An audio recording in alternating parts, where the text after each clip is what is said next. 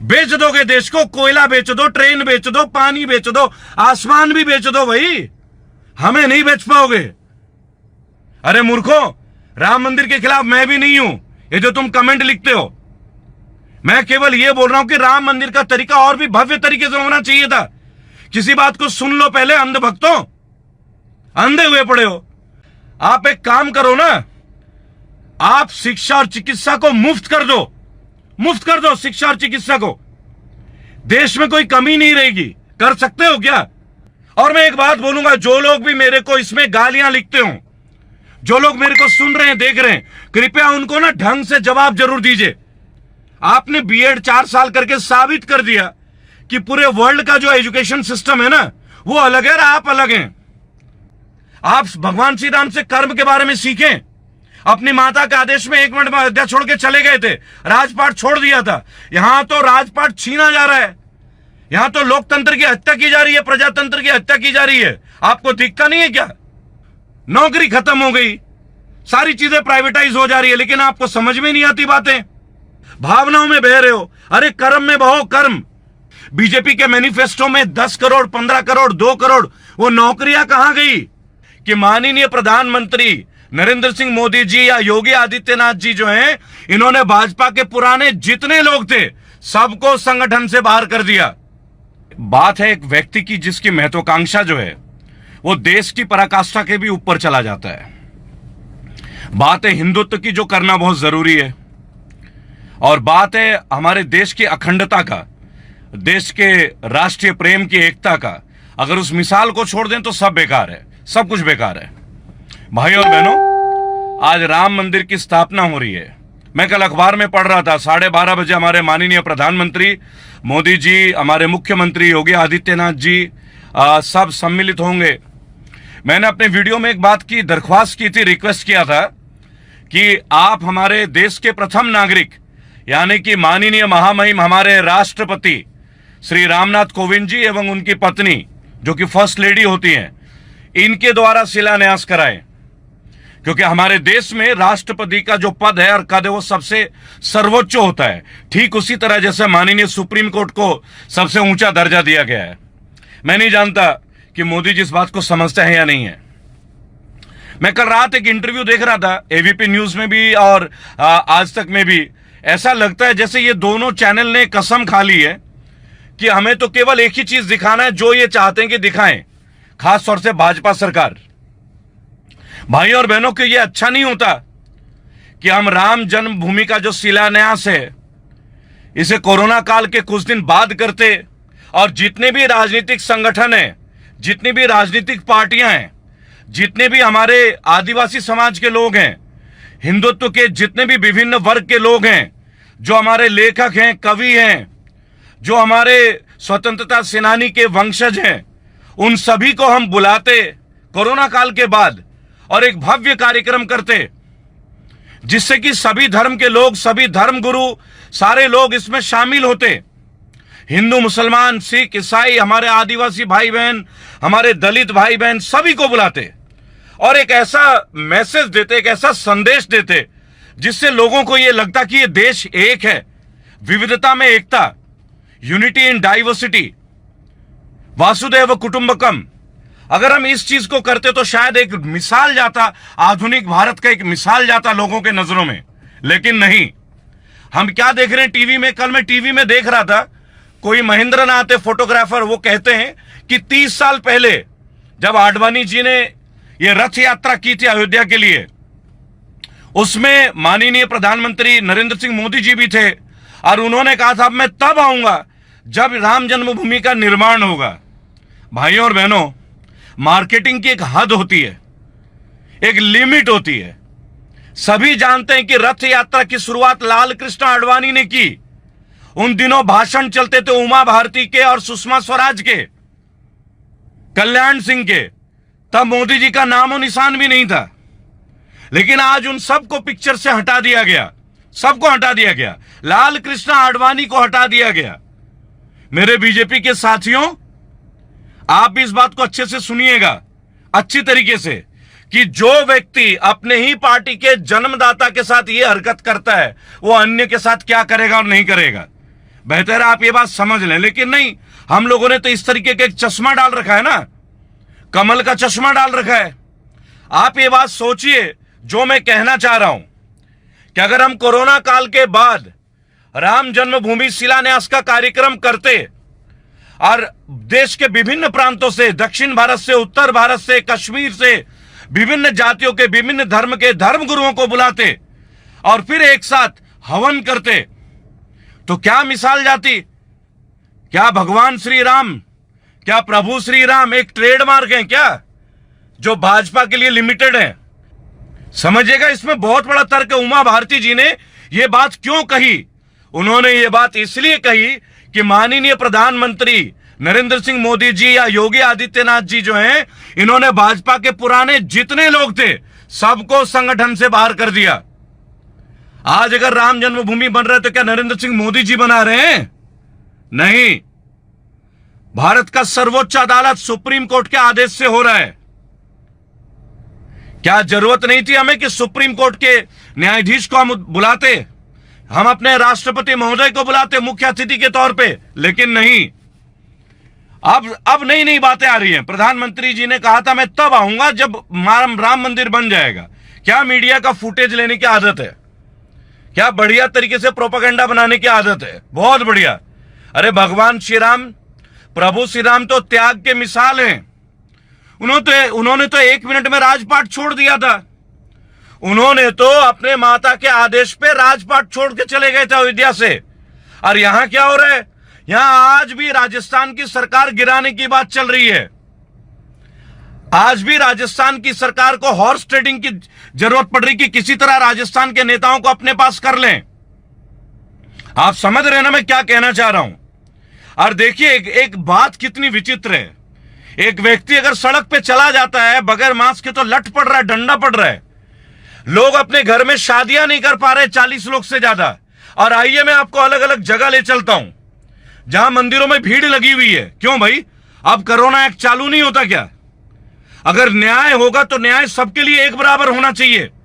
मैं हिंदुत्व में यकीन करता हूं, प्रभु राम में यकीन करता हूं और मेरा धर्म यह सिखलाता है कि मैं मानव धर्म से प्रेम करूं।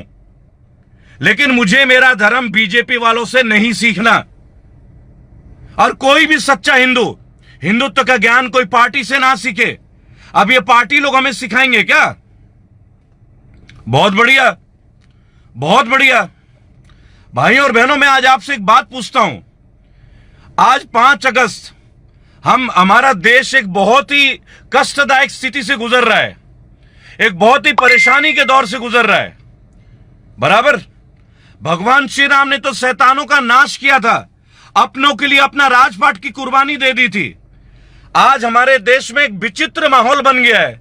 जहां भी बीजेपी नहीं है, हर तरफ बीजेपी का कब्जा चल रहा है। हम कहते हैं कि चीन हम पे कब्जा कर रहा है, बिल्कुल गलत है। चाइना को फुर्सत नहीं हमें कब्जा करने की। उसके देश में लोग नहीं है क्या? उसके देश की परेशानियां नहीं है क्या? वो तो डेवलपमेंट के लिए आगे बढ़ रहे हैं।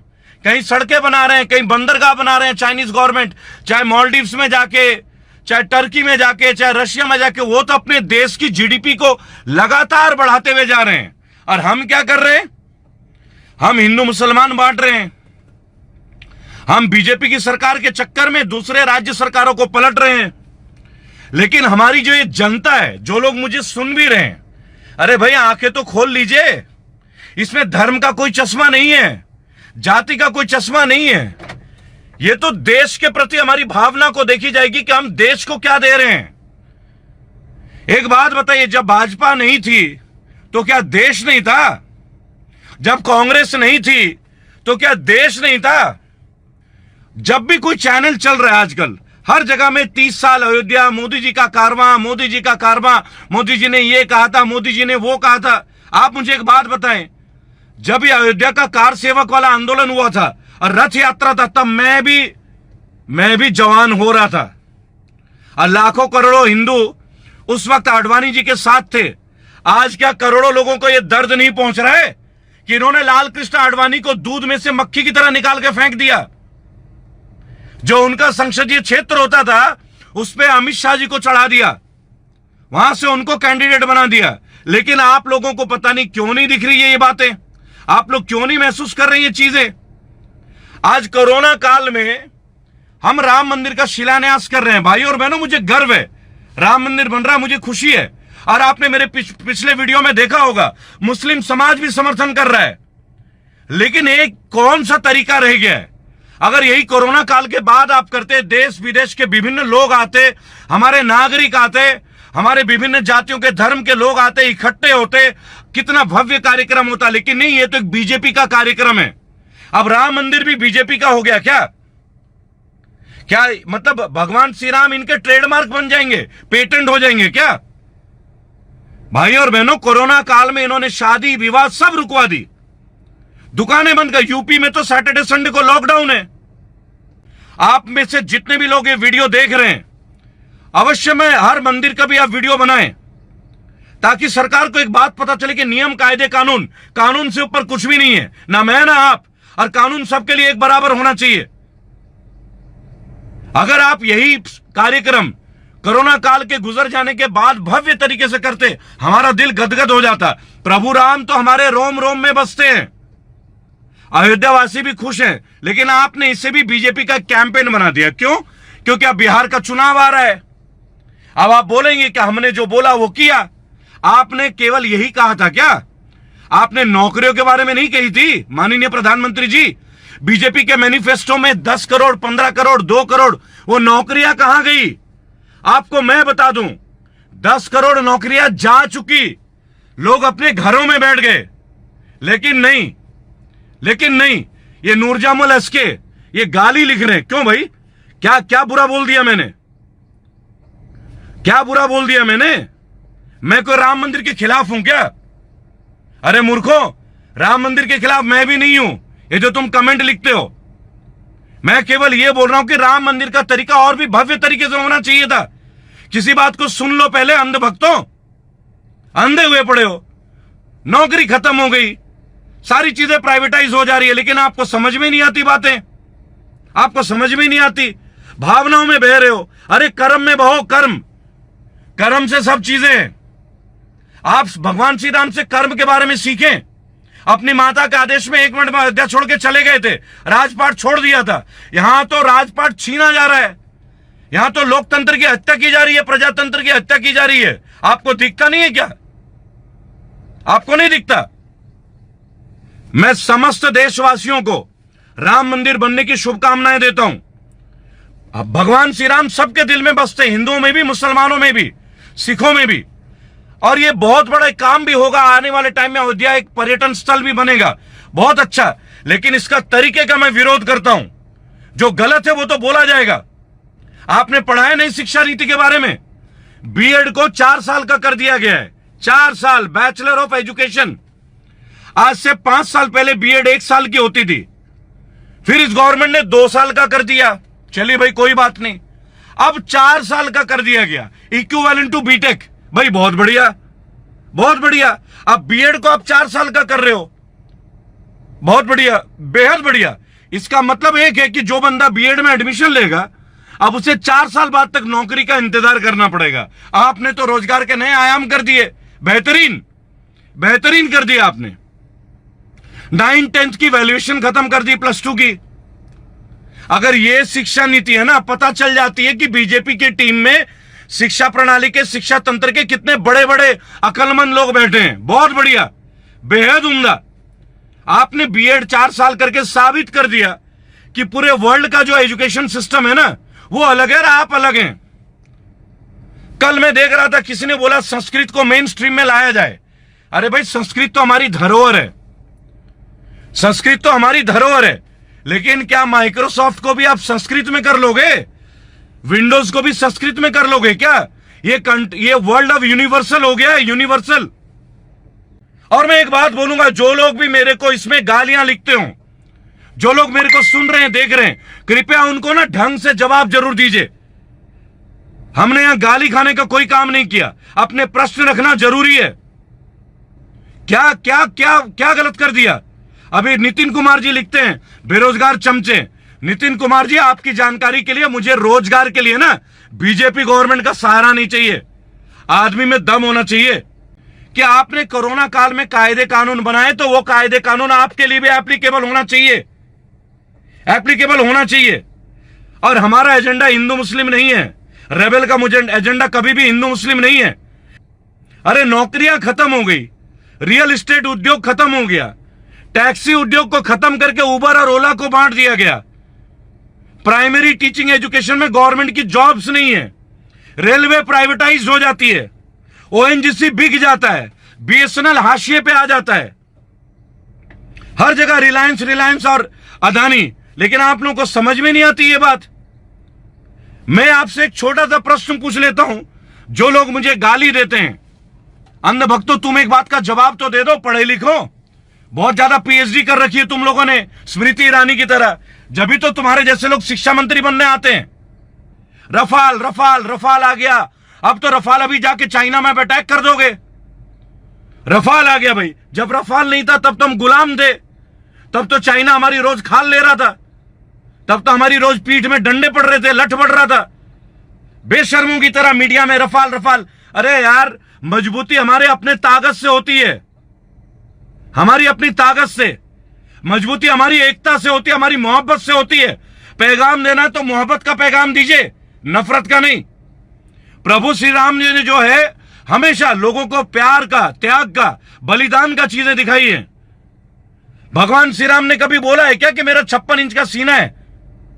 अपनी अपनी तारीफ, मैं। आप कभी भी मोदी जी का भाषण सुन लीजिए, केवल मैं और मैं ही होता है। क्यों भाई, मैं क्यों होता है? हम क्यों नहीं होते?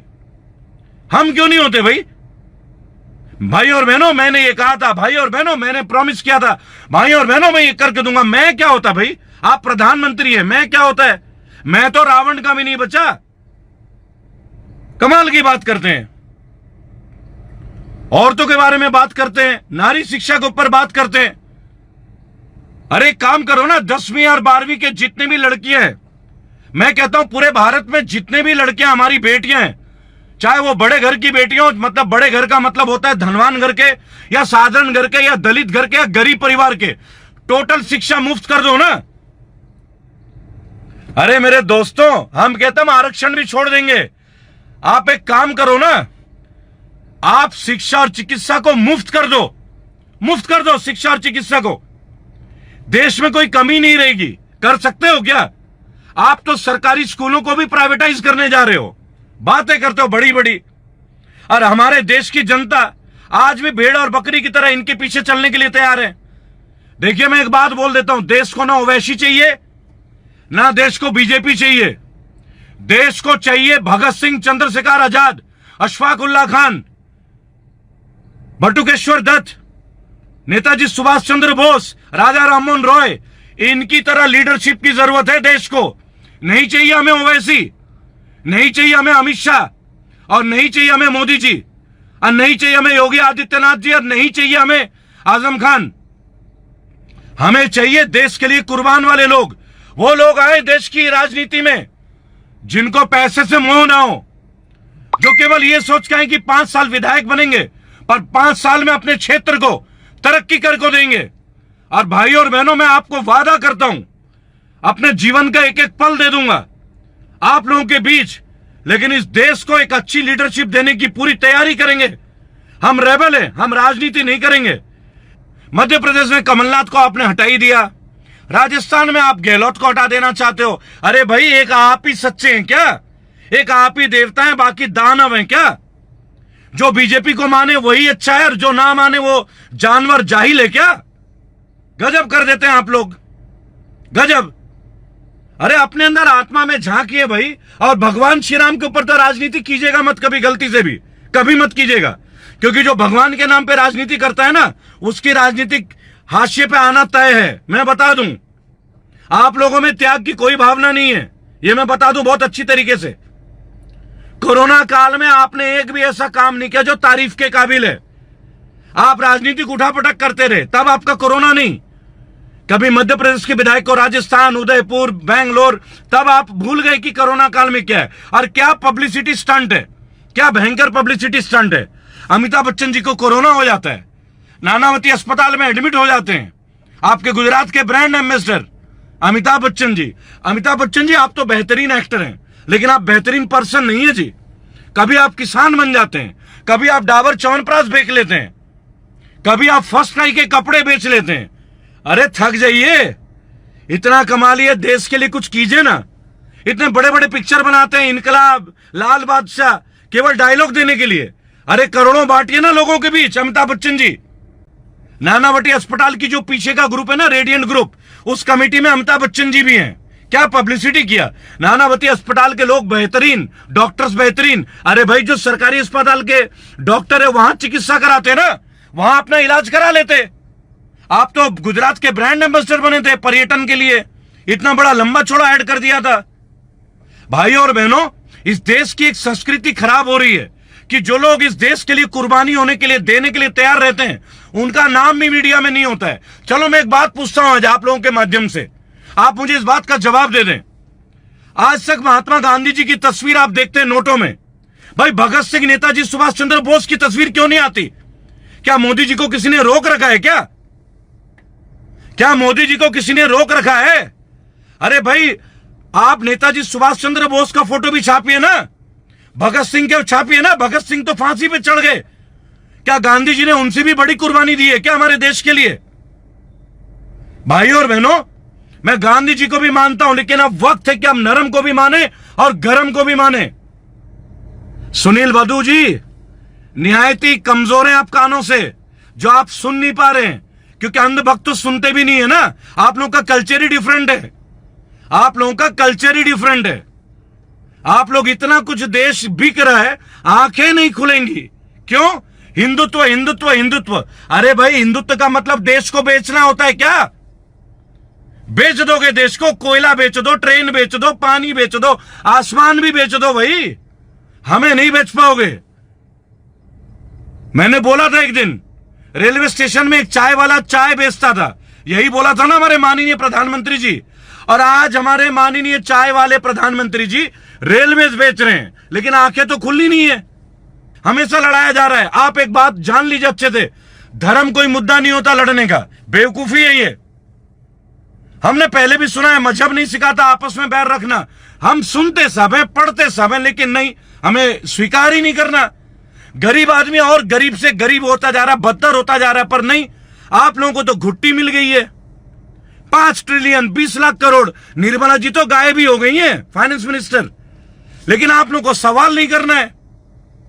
भाइयों और बहनों, दौर मत भूलिएगा, दौर मत भूलिएगा। एक एक का जवाब देना है, एक एक का जवाब देना है।